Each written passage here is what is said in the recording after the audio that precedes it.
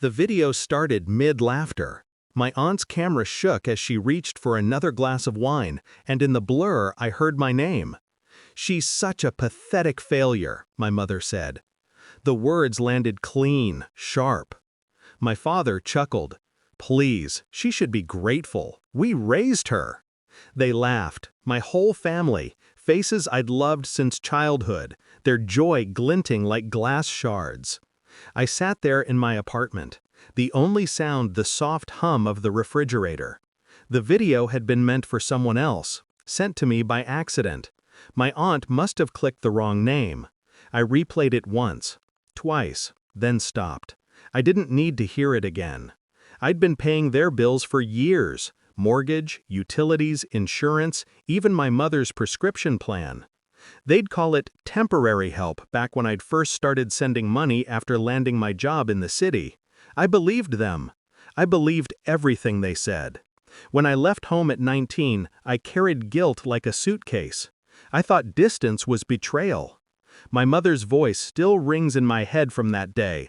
"Don't forget who made you." I didn't. Every check I sent was a thank you.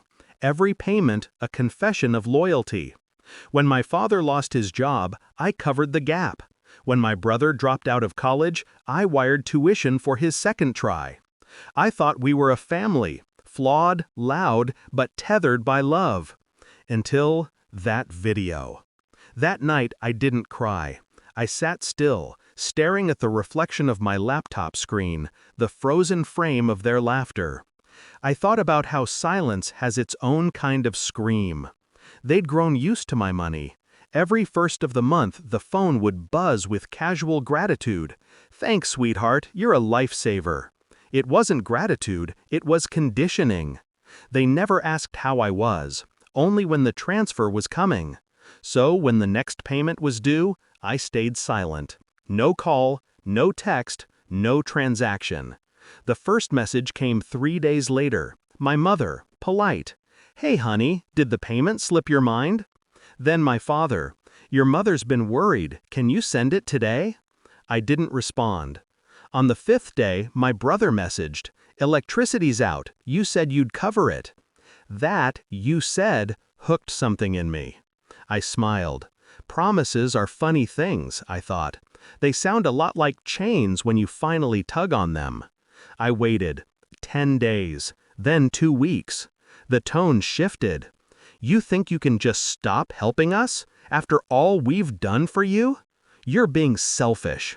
I took screenshots of every message, every insult, every little jab. Then I called the bank and changed the accounts, froze the automatic payments, revoked authorizations. My name vanished from their bills like a ghost fading from a photograph. But that wasn't enough. Silence was power, yes, but I wanted them to see the silence, to taste it. I called my aunt, the one who'd sent the video, and told her I'd received it. She gasped, stuttered, tried to explain. I let her talk until she ran out of air. Then I said, calm and quiet, "You should tell them I saw everything. It'll save me the trouble," and I hung up. That was the first domino. My aunt told my mother. My mother told my father. Panic spread faster than shame. Suddenly they remembered every bill I'd paid, every debt they'd buried under laughter. 2 days later, my father called. His voice was small. "Listen, we didn't mean it. It was just talk, joking around. You know how families are." I said nothing. "Please," he added, "the mortgage is due." I could hear my mother whispering in the background, something about losing the house, something about embarrassment. I almost felt sorry for them. Almost. Instead, I made one final move. The house they lived in? I'd been listed as a co-signer. My name was on the title. So I sold my share to a development company I knew wouldn't hesitate to flip it. My parents received notice of intent to buy out. They called me in a panic. "You can't do this," my mother said, voice cracking. "I already did," I replied. "Where will we go?" I let a pause stretch, long enough to hurt. "You should be grateful. You still have each other." I ended the call. A month later, the house was gone. So were they. Moved to a smaller place, under someone else's roof this time. I heard about it through my aunt, whose voice trembled when she spoke to me. She didn't laugh anymore. None of them did. Me? I kept paying bills, but only my own. Sometimes, late at night, I think about that video again. The laughter, the certainty in their voices when they called me a failure. It used to echo inside me like a wound. Now it sounds like proof. Proof that silence isn't weakness, it's strategy. They taught me to give. I taught them what happens when I stop.